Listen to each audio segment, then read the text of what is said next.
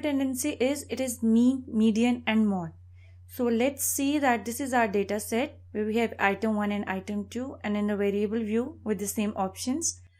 Okay, decimal place up to 1 and then go to data view.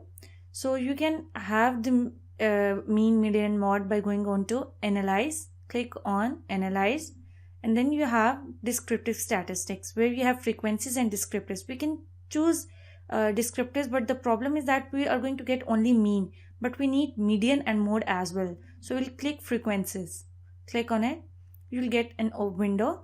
So just click item 1 and item 2 both to variable like this, and then go to statistics. From statistics select mean, median and mode. Here it is what we actually want.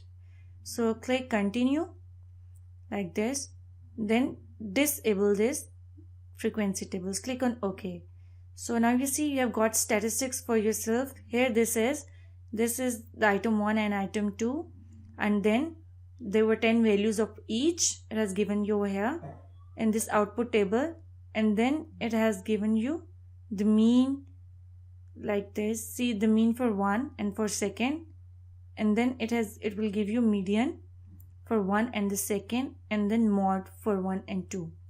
So this actually, what actually mean is, let me tell you the definitions. You must be knowing it before too, but let me make it clear to you what actually median, mean and mod mean.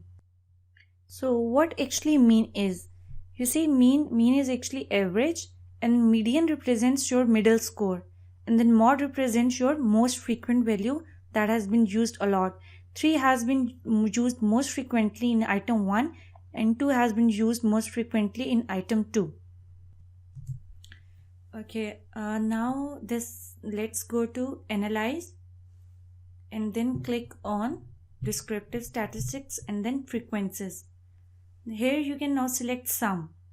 So continue and then OK.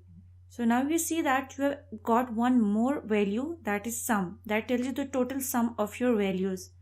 So this is 23 and 21.